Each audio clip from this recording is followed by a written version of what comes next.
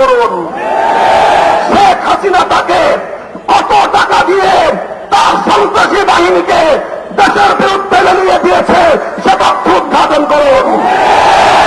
ভারতকে আমরা স্পষ্ট বার্তা দিতে চাই, বাংলাদেশ নীতি পরিবর্তন করো, তোমরা বাংলাদেশ নীতি পরিবর্তন করো। বাংলা 20 কোটি মানুষ তোমাদের বিরুদ্ধে রাজপথে নামবে। বাংলাদেশ থেকে ভারতের কূটনৈতিক সম্পর্ক ছিন্ন করার জন্য দেশের মানুষ বাধ্য হবে। চিন্ময় কৃষ্ণ দাস, ভারত এবং আওয়ামী লীগের যৌথ প্রযোজনায় ইসকন তৈরি করা হয়েছে। এই ইসকনকে নিষিদ্ধ করার মধ্য দিয়ে আওয়ামী লীগ এবং ভারতকে স্পষ্ট বার্তা দিতে হবে, বাংলাদেশ তোমাদের ষড়যন্ত্রের কাছে মাথা নত করবে না। আমরা রক্ত দেব, আমরা জীবন দেব, আমরা লড়াই করব, বাংলাদেশের গৌরব রক্ষা করব, হত্যাকাণ্ডের বিচার বাংলাদেশে হবে। শহীদ আলী যে জন্য জীবন দিয়েছে, ভারতীয় আধিপত্যবাদকে বাংলাদেশ থেকে ভেঙে দেওয়া হবে ইনশাআল্লাহ। ভারত যদি এখনো বাংলাদেশের মানুষের পালস বুঝতে ব্যর্থ হয়, বাংলাদেশের মানুষের বিপ্লবী ক্ষমতাকে যদি ভারত নেগলেক্ট করবার চেষ্টা করে, অসম্মান করবার চেষ্টা করে, ভারত তুমি খান হয়ে যাবে।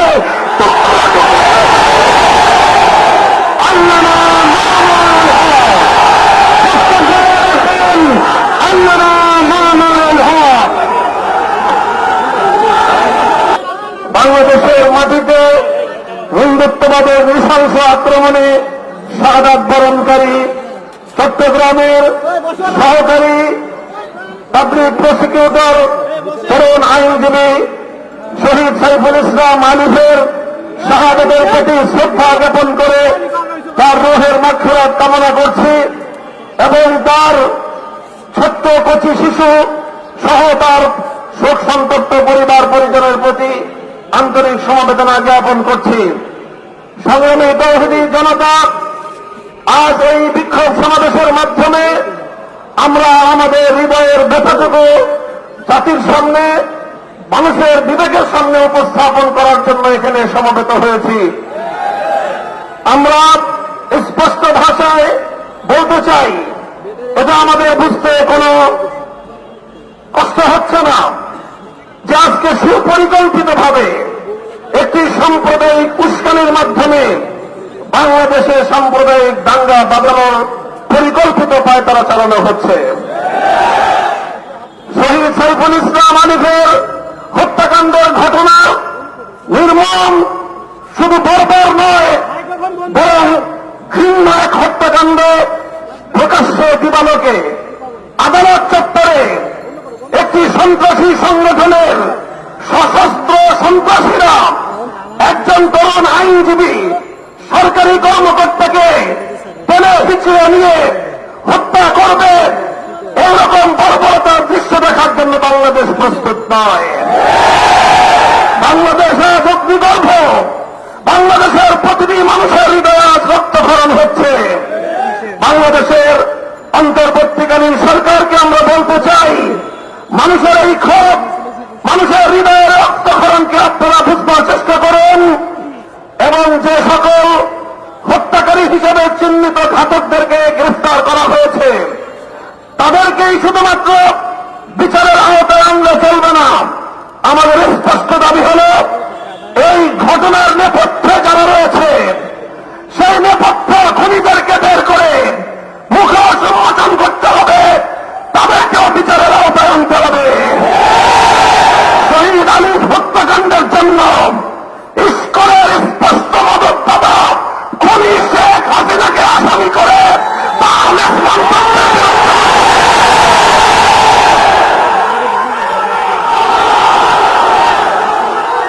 আমরা স্পষ্ট ভাষায় বলতে চাই, বিগত 15 বছর আমরা দেখেছি বাংলাদেশের অভ্যন্তরীণ প্রতিটি বিষয়ে কিভাবে শুধু অসৌজন্যমূলক নয় বরং কূটনৈতিক শিষ্টাচার বর্জিত বাংলাদেশের অভ্যন্তরীণ ইস্যুতে চরম নগ্ন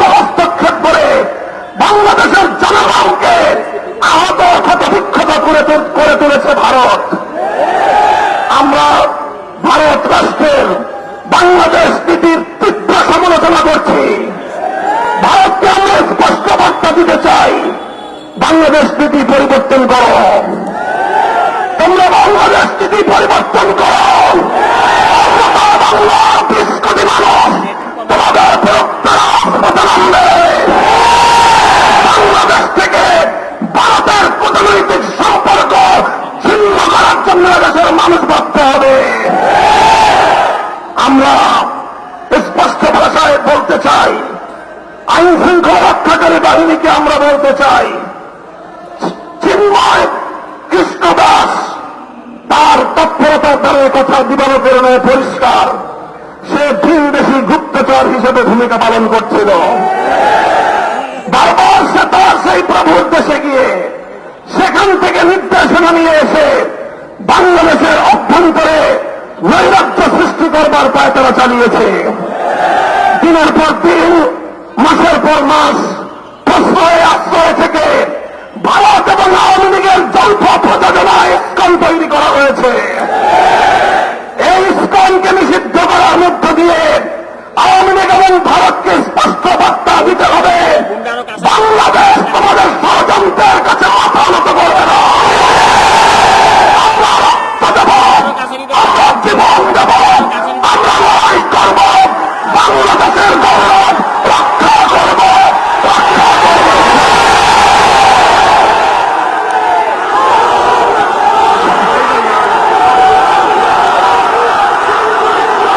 সংগ্রামী সাথী বন্ধুগণ, হেফাজতে ইসলামের কেন্দ্রীয় নেতৃবৃন্দ সহ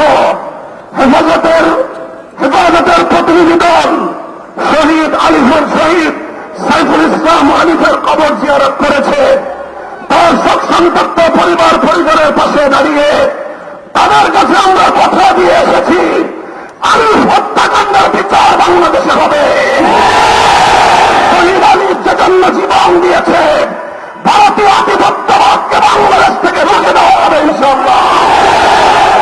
ভারত যদি এখনো বাংলাদেশের মানুষের পালস বুঝতে ব্যর্থ হয়, বাংলাদেশের মানুষের বিপ্লবী ক্ষমতাকে যদি ভারত নিগ্লেক্ট করবার চেষ্টা করে, অসম্মান করবার চেষ্টা করে, ভারত তুমি খামখাম হয়ে যাবে। পার্শ্ববর্তী কোন একটি দেশের সঙ্গে তুমি সুসম্পর্ক রক্ষা করতে পারোনি। প্রতিটি রাষ্ট্রের অভ্যন্তরীণ বিষয়ে হস্তক্ষেপ করে তুমি সার্ক অঞ্চল থেকে তুমি একঘরে হয়ে গিয়েছ। তোমার পাশে কোন দেশ নাই। চারপাশ থেকে আমরা ক্ষুদ্র শক্তিগুলো যদি তোমার হাত পা নাক চেপে ধরি, তুমি দম নিতে পারবে না। বাংলাদেশের বুকের উপর দিয়ে তোমার সেবাদাসীকে বসিয়ে তুমি একতরফাভাবে একটার পর একটা চুক্তি করে বাংলাদেশ বিরোধী সকল স্বার্থকে ধ্বংস করে একতরফা ভারত সকল স্বার্থ নিয়ে গিয়েছে। বাংলাদেশের বিরুদ্ধে ভারতের বিগত 15 বছরের সকল ষড়যন্ত্রকে আমরা নিন্দা জানাই এবং আবার স্পষ্ট ভাষায় ভারতকে বাংলাদেশ নীতি পরিবর্তনের আহ্বান জানাই।